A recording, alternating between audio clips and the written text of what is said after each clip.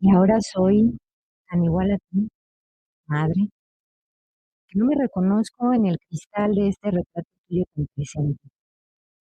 Si supieras que todo lo que de ti he odiado y maldecía, ahora en mí lo descubro tan exacto y reciente como el cerco de una piedra en el agua, repetida.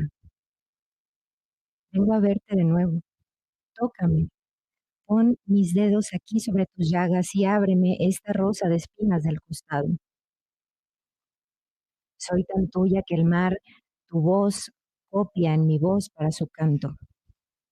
Y me despierto, y en la hora vivo tu misma inmensa sed, esa que siempre en tus huesos vacíos irremediable ardiera. Yo no soy tu fantasma, quiero crearte ahora en el filo de quien te dio mi ser, resucitada. De muerta a muerta, dime, ¿quién amamanta a quién? Serpiente mía. ¿Qué tal? Te saluda Roxana Chávez desde el alma en tu programa, pues desde el alma. Nuevamente estamos transmitiendo en vivo y en directo desde Radiorama de Occidente en las cabinas ubicadas en Niños Héroes 1555 en el sexto piso. Un saludo y gratitud a Enrique Ruelas, quien está en la cabina, ayudándonos a que esto sea posible. Y bueno, las historias que parecen hablar de amor, pero cuando las escuchamos con atención, también hablan de pactos, también hablan de deseos no dichos, de decisiones que alguien tomó antes y que otros cargaron después. Hoy es sábado 31 de enero del 2026, último día del primer mes del año. Y quizá no sea casual cerrar enero así, escuchando una historia por Mecano con Hijo de la Luna, donde va llevándonos ya esta trama del día de hoy, leyendo también un poema llamado Cáliz de una poeta local llamada Juana Castro, y pues preguntándonos qué tanto de lo que vivimos hoy es realmente elección y qué tanto es herencia. Porque cuántas veces hemos dicho, yo no voy a repetir esa historia, yo no voy a actuar como, y sin darnos cuenta, años después estamos ahí en el mismo lugar emocional, con otra cara, con otro contexto, pero la misma herida. Hoy vamos a hablar de esas fuerzas silenciosas que operan en lo profundo, que son lealtades familiares, de aquello que hacemos por pertenecer, aunque el costo sea alto. Y para eso, el día de hoy está conmigo un gran amigo que es Joaquín García. Así que gracias y bienvenido. Gracias. Y pues para adentrarnos, te platico de él, darle la palabra y nos vamos de lleno. Pues bueno, él es psicólogo, es psicoterapeuta sistémico y experto en psicogerontología con 16 años de trayectoria. Es fundador de la AC Años de Plata y docente universitario. Joaquín combina su experiencia clínica con un profundo enfoque en el desarrollo humano y los ciclos de la vida. Pues hoy nos ayudará a entender cómo influyen estas lealtades familiares en nuestro presente. Así que, pues, Joaquín, cuando hablamos de lealtades familiares, ¿de qué estamos siendo leales? Muchas veces sin darnos cuenta. Órale, fíjate que preparando el tema, cuando lo propusiste, me pareció muy atractivo. Cuando me empecé a preparar para el tema y leí, hay un libro que se llama Sin lealtades familiares, ya me intimidó, ¿no? Entonces, vamos a intentar ser lo más prudentes con el tema, porque no estamos señalando a nadie, porque no sirve de nada culpabilizar, aumentar intensidades en las relaciones, pero sí a lo mejor nos ayudará a entender un poco de dónde vienen ciertas fuerzas, de dónde vienen ciertas, como tú marcabas, estas pautas que se van repitiendo intergeneracionalmente a veces. Y entonces, ¿de dónde viene o cómo definiríamos lealtades familiares?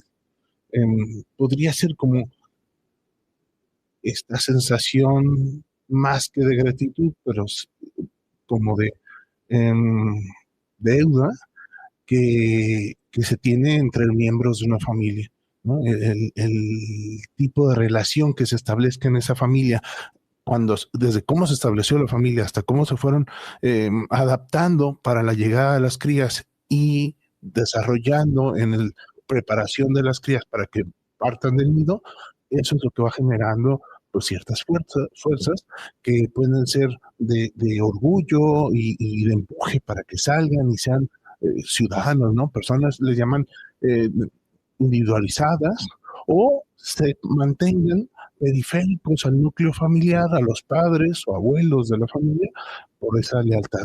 Y que siempre pues, sería más bien desde una relación eh, limitante de su desarrollo personal de las crías por lealtad a los padres. Entonces, de alguna manera sería por esto de pertenecer, esta lealtad. Bueno, la sensación de pertenecer es muy sana y es casi podríamos decir natural entre los seres humanos. Yo creo que otros seres también, pero aquí ya no es solo pertenecer, es una deuda pendiente que no puede ser saciada, pero que se sigue buscando saciar, que se sigue buscando pagar. Una deuda pendiente que a lo mejor el hijo percibe hacia los padres o los padres le exigen a los hijos y que entonces en el no entendimiento de los procesos ideales y de la emancipación de los hijos y el volar hacia su propia vida, entonces quedan atrapados varios de los elementos o casi todos los elementos de la familia. Claro. Fíjate, hay estas lealtades inconscientes y muy conscientes, o podría decir explícitas o implícitas. ¿Podrías como explicarnos la diferencia entre una y otra? Bueno, vamos a empezar por las explícitas. Vale. Las explícitas son mucho más saludables porque como se pusieron sobre la mesa, se pueden discutir, se pueden confrontar, se pueden negar. Y entonces si mi mamá me dice, no sé, un ejemplo, ¿no? Es que me dolió tanto parirte, duré 16 horas en trabajo de parto y todos los dolores que me has provocado, yo en ese, claro que me voy a sentir impelido, ¿no? Y voy a intentar a lo mejor primero ignorarlo, a medida que voy madurando, ya tendré una conversación más al respecto y podré plantear bueno, pues cuánto te debo, realmente yo te debo si tú elegiste tenerme, no te obligué a tenerme, ¿no? Una cosa de esas. Y entonces, esas declaraciones explícitas se pueden negociar, incluso cuando mamá lo verbaliza, después de cierto tiempo, puede ir cambiando su discurso y le va quitando ciertos significados de prisión, de reclamo, y le va poniendo más significados de orgullo, de otras cosas, porque las mismas acciones significan muchas cosas según la relación de las personas que están teniendo esa conversación. Entonces, las explícitas se verbalizan, ¿no? Las explícitas a lo mejor no se verbalizan directamente de mamá, sino de algún emisario de mamá, y ya empiezan ahí las lealtades, ¿no? Y antes de que nos expliques el otro, esa que es explícita, ¿cuál es la repercusión en la hija, por ejemplo, no? ¿Cuál es la consecuencia de que haya sido tan brutalmente honesta esa madre? Es que depende, le ayuda mucho a la hija a madurar, a crecer y entender la pertenencia a la familia y una forma de pagar, de tributar a lo mejor o de pagar el regalo de la vida, el regalo de la crianza, ¿no? Los sacrificios que se hicieron. Siempre hay costos, ¿no? Y para sacar adelante a las crías hay muchos costos en lo físico, en lo emocional, en oportunidades, y no se hace en teoría por insensatos los humanos, sino también hay muchas ganancias. Por eso entramos en estas dinámicas desde vincularse a una pareja hasta luego pertenecer o relacionarse con toda una familia y traer críos en esa familia.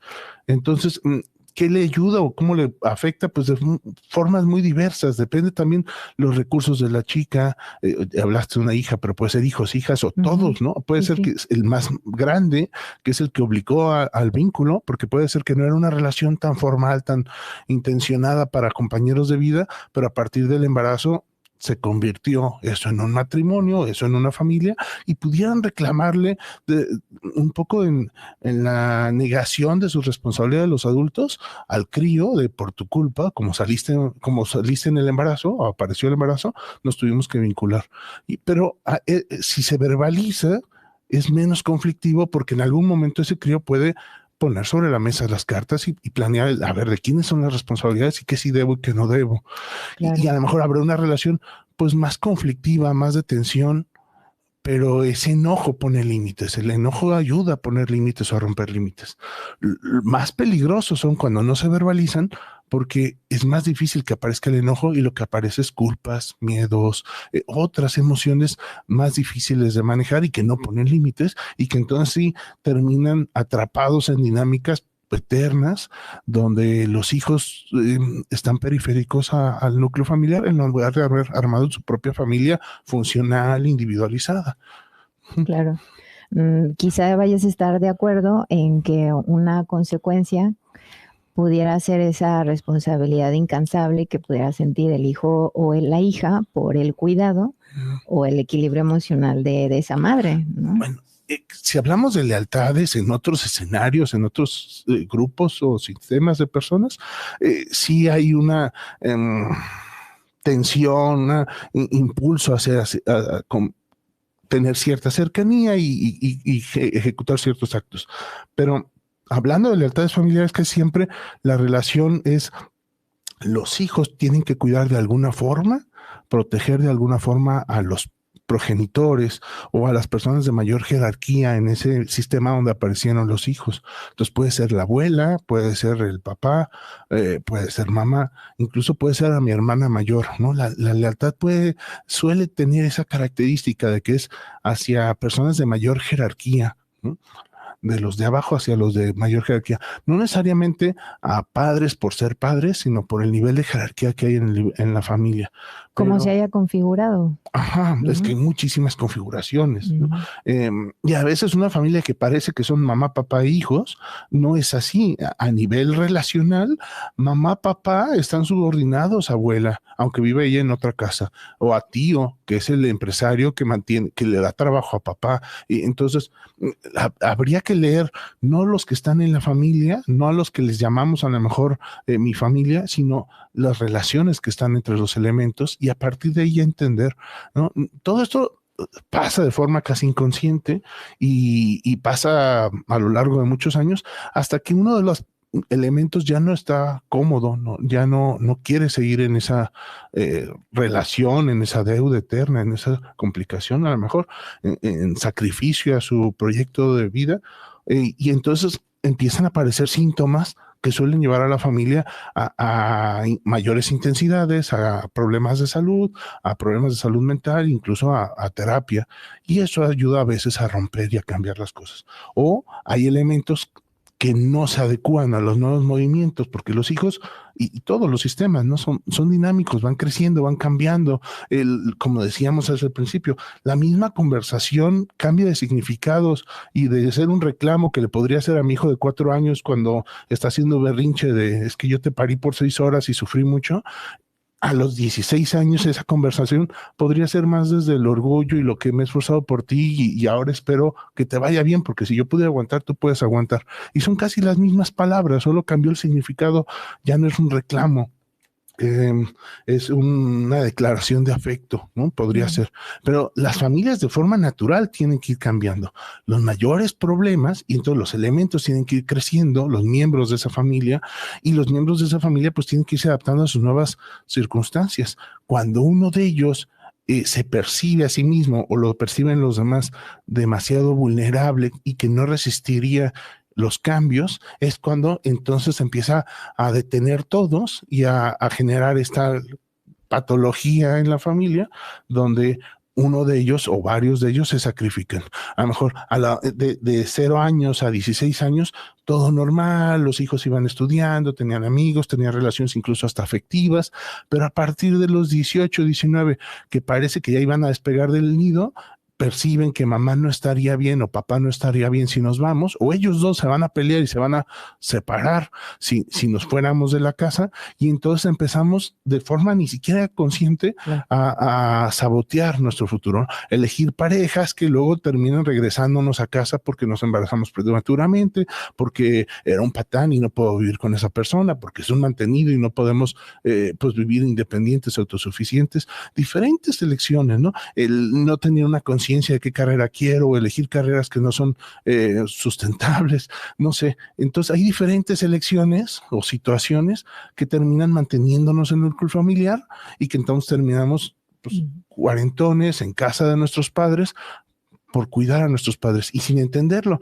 Entonces los papás nos empujan y nos reclaman, pero al mismo tiempo no nos dejan ir y nosotros les reclamamos que estamos atrapados y les exigimos que nos validen y que nos permitan salir, pero tampoco nos vamos realmente y ponemos ese límite. Vale. Pues yo creo que si te vas sintiendo identificado con un poco de esto, ve tomando nota o quédate con nosotros. Vamos a un corte. De poetas y locos, todos tenemos un poco. Pequeña nuestra, déjame saludarte el primer día con palabras maduras. Como todos los hijos de nuestros compañeros, eres una esperanza. Naces comprometida a la trinchera y es preciso que sepas de tu herencia. No te asombres, pequeña, si te arrullan canciones de protesta y si desde la cuna te hablan de una revolución y una conciencia.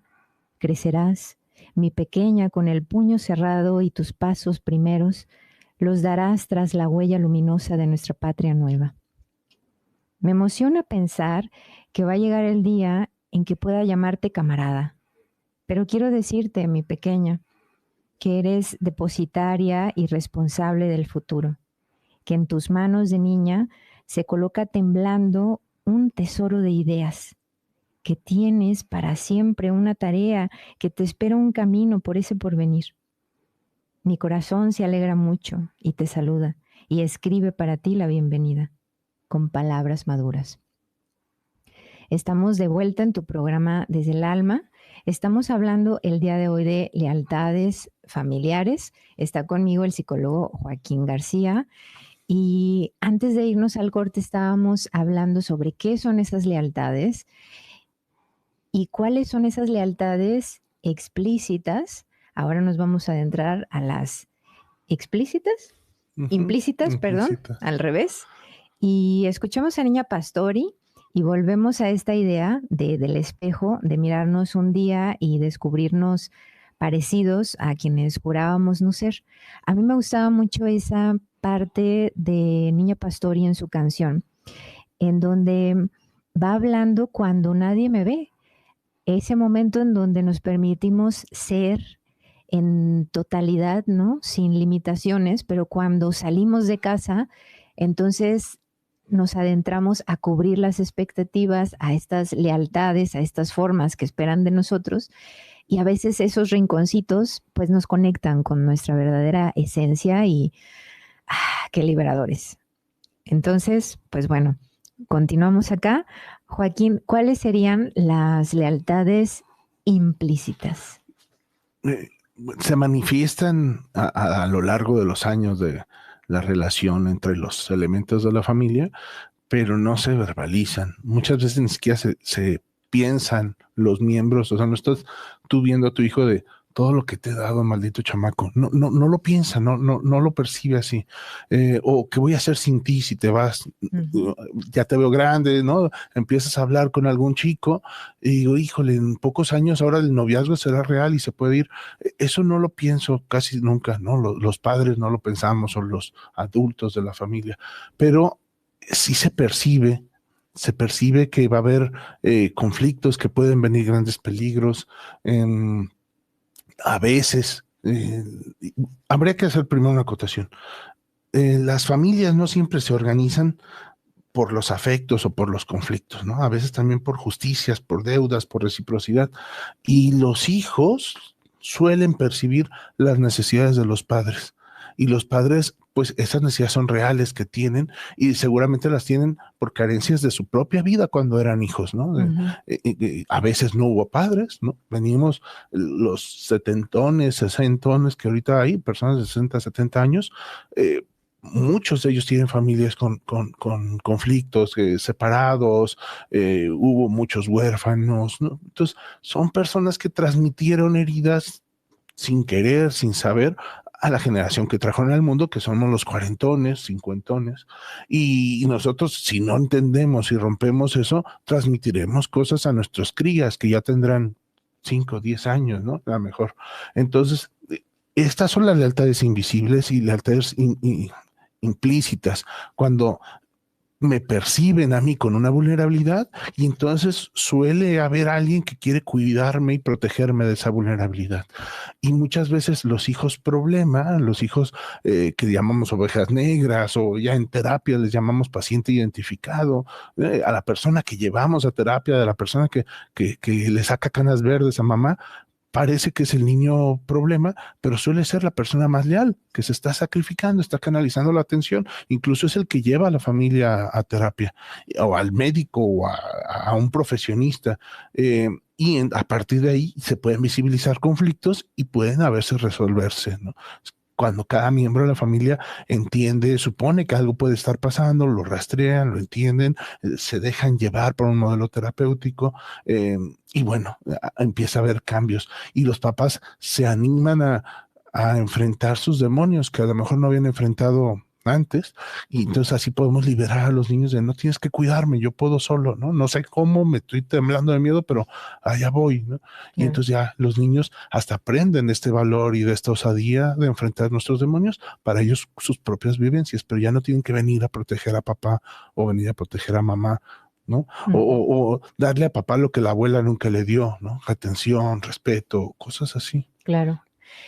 Pienso que para que el radio escucha vaya teniendo una imagen todavía de cómo podría ser una lealtad familiar, yo veía el otro día una imagen que me impactó mucho y me pareció muy bueno compartirles. Entonces imagínense a 4 generaciones y la primera es la abuela. Entonces la abuela, de forma implícita, es decir, no lo dice de forma directa, sino con su día a día, los actos, los hábitos en casa, le va transmitiendo esto inconscientemente. Mi padre nos abandonó cuando todos éramos pequeños. Si no quieres sufrir, no tienes que depender de nadie. Todos los hombres son irresponsables y se van. Esta hija, ¿no? Cuando tiene a su hija, lo que le va transmitiendo a través de la crianza y del día cotidiano, el mensaje implícito es: te he criado sola, no me he hecho falta nadie para hacerlo. Tienes que ser independiente y valerte por ti misma siempre. Esta mujer tiene una hija y esta hija a su vez tiene a su otra hija, y entonces ahí como que ya pareciera que hay un cortocircuito y hay un aprendizaje. Entonces ella le transmite a la hija pequeña: aprende a confiar en los demás, el amor puede ser seguro, puedes sola, pero no tienes por qué hacerlo sola. La historia, tu historia no es la nuestra. Wow, o sea, de una persona a otra se va configurando un mensaje y un mandato, una lealtad, en donde al final no se siente tan cómodo. Por ejemplo, la mamá, aunque decía lo crié sola y demás, me figura lo que ponías el ejemplo de esta madre, ¿no?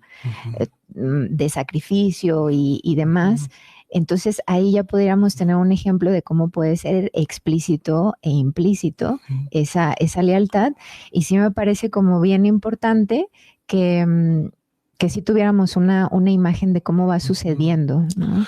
Además, dice un ejemplo hermoso de un ritual. A lo mejor se me ocurre que ese diálogo no fue solo un día me senté y le dije a mi hija, a lo mejor le escribí una carta, esa donde la libero, ¿no? Claro. Puedes hacerlo sola, no tengas miedo de estar sola, pero no lo necesitas, y la gente, no todos son malos, no te van a abandonar nomás por ser tú. Algunos se irán, otros se quedarán. Aprende a leer a las personas y construye tu vida haciendo tu propia historia y no teniendo el miedo a repetir la mía, ¿no? Claro, exacto. Eso está genial, y puede haber diferentes procesos que lleven a ese punto. Difícilmente surgen solos, casi siempre surgen a partir de pues un incremento de la intensidad, ¿no? La mamá tuvo que haber despertado en algún momento y dicho, yo quiero romper con esto, y a su hija rompe con esto, ¿no? Sí. Pero bueno, la mayoría de las familias, y sobre todo en culturas latinoamericanas, donde ya desde culturalmente se reza, la familia siempre tiene que estar junta, a la familia la tienes que padecer, ¿no? No hay forma de liberarte de esa relación. Sí. Incluso los hijos siempre tienen que estar cerca de los padres, y los padres tienen que dejarse cuidar por los hijos. Entonces, los mismos padres, al ir envejeciendo, no preparan su autonomía y su vejez, no, al revés. alguien me va a cuidar de grande. Y entonces le meto todo a lo mejor desde el amor o desde otras obligaciones, doy de más sin dejar un poquito para mí, para que cuando llego a grande, pues no hay nada para mí y alguien me lo tiene que dar, ¿no? Y Claro. termino manteniendo esa relación de dependencia, ¿no? Así es. Ujú. Bueno, pues vamos a un corte y continuamos con este tema. Desde el alma, la de la voz Roxana Chávez.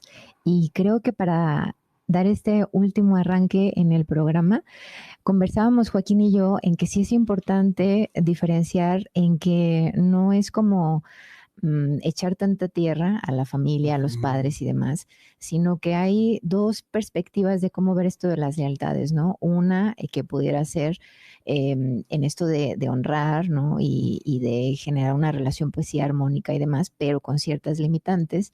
Y otra de cómo sí está repercutiendo de forma negativa y constante en nuestra vida y sí es clave reconocerlo, pero no para culpar ni generar sentimientos oscuros en nuestros familiares. Y de ahí la importancia, creo yo, del proceso terapéutico. Entonces, sí que eso lo tengan como muy claro, me parece muy importante. Y no sé si quieras agregar algo de aquí, Joaquín, pero te pregunto ya de una vez Ajá. si hay también estas lealtades en cuanto a lo físico, a enfermedades y demás. Bueno, primero esta desculpabilización a los miembros de la familia. Todo sistema tiene sus necesidades y además tiene sus, ¿qué podríamos decir? Límites. Si papá, mamá tienen carencias y ellos no las han trabajado, seguramente no es porque no han querido trabajarlas, no han podido trabajarlas, no han entendido que tienen que trabajarlas, no saben que se pueden resolver y entonces por eso vienen arrastrando cosas. Entonces, si en algún momento alguien genera suficiente intensidad para que la familia vaya con un experto, ya sea médico, psicólogo, incluso sacerdote o algún otro el interventor social que pudiera visibilizar conflictos y ayudar a acompañarlos.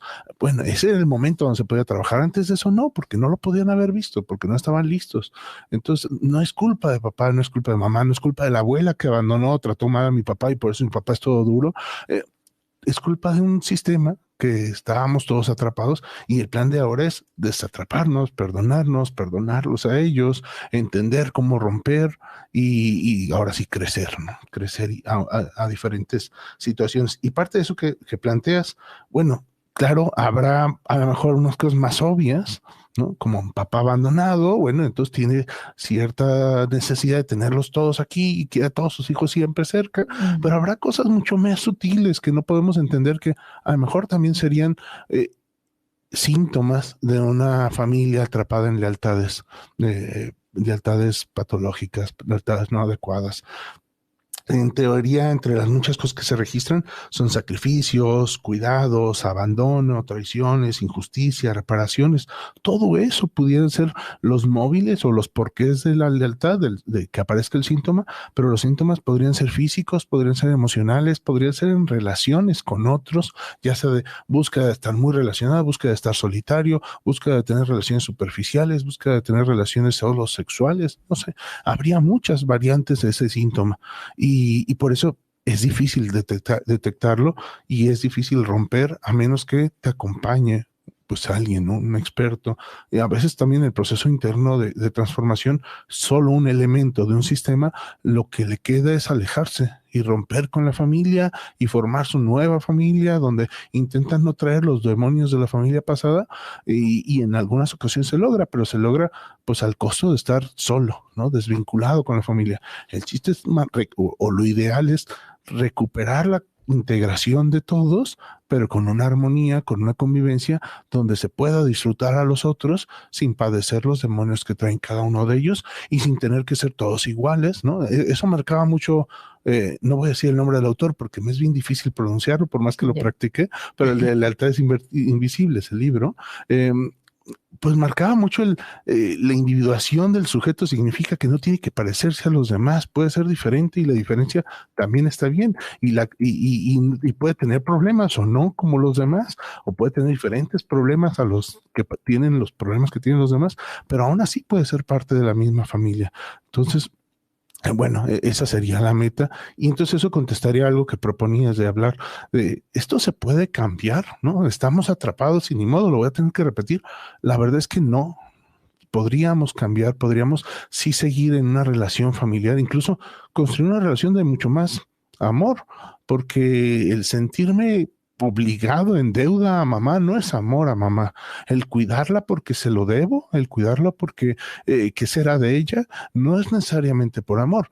Qué genial que lo puedas transmutar y ahora sí ir con ella y disfrutar cuidándola, disfrutar la parte que tienes que cuidar, entender que hay cosas que no puedes cuidar, porque ella también es una persona individual y toma sus decisiones, y ella sí sigue comiendo panecito con azúcar, aunque tiene diabetes y ya le tuvieron amenazas los médicos, pues también son sus decisiones, y por eso ese cuidado puede ser mucho más armónico, porque ya no estamos atrapados desde una obligación de tengo que cuidar a mamá, sino desde el gusto de yo vengo a cuidarte en lo que te dejes de cuidar, y si no te quieres cuidar, pues vengo a convivir contigo y a disfrutarte.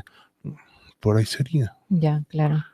Ok, fíjate, ahorita mencionaste algo bien importante que es el proceso de individuación y ese sí es clave, significa justo que yo conozca mis sombras, ¿no? O sea, en otro sentido también mis lealtades familiares, que reconozca mis virtudes, ¿no? El lado, podría decirse, luminoso y oscuro de quién soy, cuáles son mis metas y mis intereses, y yo pueda ser una persona separada de mi entorno a nivel psíquico y emocional. Y eso significa que no tuviera que esconderme en la habitación o tratar de ser otra persona cuando estoy en la familia, porque yo realmente valoro mi individualidad y mi persona. Entonces, eso sí es un trabajo como vital y clave que ayudaría a que no estemos atrapados, ¿no? Pero ese podría decirse que ese es el objetivo de todo ser humano en este planeta, pero de alguna manera no ocurre. Algo que yo quisiera agregar es que para todos es bien importante cubrir el sentido de pertenencia y sentirnos amados. Entonces, las lealtades familiares vienen también desde esa búsqueda, porque todos queremos pertenecer y eso está perfecto. Y a partir de ahí es donde se va generando todo este entramado, ¿no? Explícito o implícito, y es muy humano, pero también pues nos toca hacer esa revisada. Entonces, ¿cuál es esa recomendación o a lo mejor síntoma para ir cerrando de cuál sería la clave, pues, para que alguien se vaya dando cuenta de estoy, ¿no? Como enganchada y darme cuenta? Bueno, ahorita que lo decías, me llegó la idea de si todo se trabaja temprano, antes de que pasen demasiados años de la conformación de esa familia, es más probable que no dejemos cicatrices, ¿no? Que las heridas que se generaron cierren y quede la piel intacta. Pero, y entonces eso nos llevaría o el sistema educativo o algún otro elemento debería llevar a las familias a estas reflexiones y estos procesos de sanación y de cambio cuando las crías son chiquitos, cuando sean infantes todavía. Ya más grandes, a veces no es tan fácil cambiarlos a todos y a veces ya no tienes a todos los elementos para resolver, y entonces tendrás que pues, abogar por tu propio barco en esa individuación tuya, ¿no? Cuando lo descubres. ¿Qué cosas te ayudarían a descubrirlo? ¿Cómo lo planteas? Pues casi siempre cuando no se está viviendo la vida que fluye, que hay independencia, que hay autonomía, que se disfruta, cuando las relaciones que estableces no sientes que perteneces, que eres amado, cuando sientes que están contigo solo por compromiso, cuando sabes que si no das no recibirás, que no van a estar contigo, cuando sabes que tienes que siempre seducir, siempre atrapar, porque si no se van, cuando sientes que se te va a ir en cualquier momento, estoy pensando hasta en celotipias o cosas así. Ahí estos son síntomas que te dicen algo anda mal y algo habría que trabajar, y es mucho más útil trabajarlo con todos los elementos que se pueda conseguir de la familia, pero a mis 50 años a lo mejor ya no puedo traer a mis hermanos a un consultorio para ayudarnos a un proceso, y a lo mejor ya no tenemos padres para trabajar con ellos, o los padres serán tan ancianos y tan arraigados en sus formas de vida que no vamos a poder hacer cambios con ellos, pero siempre mientras sigamos vivos habría posibilidades. Si no puedes jalar a todos, por lo menos tú sí romper, tú sí entender y tú sí cambiar esos patrones, ¿no? Además, lo más probable es que si tú ya eres adulto y no puedes traer a tu familia nuclear a un proceso de cambio, sí puedes hacerlo con tu propia familia, ¿no? Con tu versión tú y tu pareja, o tal vez por eso no has tenido pareja, y entenderlo para que tengas si es algo que necesitas, porque no es tan indispensable para vivir. A lo mejor hay unos que pueden vivir bien teniendo pareja, otros no, pero entonces, bueno, son síntomas tan variados, tan sutiles, que más bien sería hacerse esas preguntas de cómo me siento en relación con otros. Tengo amigos, ¿cómo me siento con ellos? ¿Me siento querido? ¿No? ¿Cuántos amigos son? Cosas que puedo hacer. Mira, me estás llegando una idea. Hay ahorita no recuerdo el nombre, pero hay un instrumento para medir la fortaleza y la intimidad, lo profundo de tus relaciones afectivas. Y cuando tú haces ese cuestionario y vas acomodando a las personas, te descubres si realmente estás arropado por un círculo, ¿no? por un vínculos, redes de apoyo y redes afectivas, o te estabas autoengañando diciendo tengo muchos amigos, pero con ninguno de ellos cuento en ciertos momentos vitales. Está muy bueno el ejercicio. Se llama algo parecido a redograma, pero ayuda a esa reflexión. O sea, lo pueden encontrar en internet. Sí, seguramente lo pueden encontrar en internet. O agarren este libro de Lealtades Invisibles, está en internet, está gratuito, y a partir de ahí empiezan esas reflexiones. Ok. Sí, me parece también importante mencionar que Joaquín es terapeuta sistémico y él justamente aborda las sesiones, pues ya sea con la familia o de forma individual, pero hay diferentes corrientes terapéuticas en donde, como bien decía, o porque no están o porque no tienen esa disponibilidad o deseo, pues ese trabajo se hace personal y muchas veces no es necesario generar un diálogo con el otro para llegar a ese entendimiento o a esa transformación interior, ¿no? Entonces, que también sepan que eso es como parte de ese proceso disponible.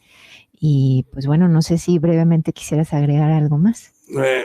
Bueno, solo plantear que en nuestra cultura las familias, todavía el núcleo básico es muy relevante, tener una buena relación, y a veces no puedes ser el mejor amigo de tus hermanos, pero siempre habría la posibilidad de tener un buen espacio de convivencia y armonía con tus hermanos. Y tus mejores amigos serán otros espacios, y tus confidentes serán otros elementos, otras personas.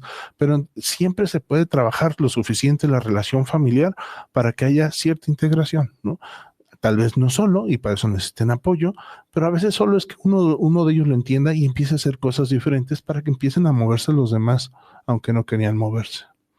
Genial. Pues esperamos con todo el alma que haya removido un poquito este tema, y gracias, Joaquín, por ilustrarnos un poquito más en este tema. Gracias por invitarme. Y pues recordarte que la experiencia no evitará que te caigas, pero sí te enseñará cómo levantarte. La de la voz Roxana Chávez no te dice adiós, sino hasta la próxima. Con el alma te esperamos en nuestra próxima transmisión. Hasta la próxima.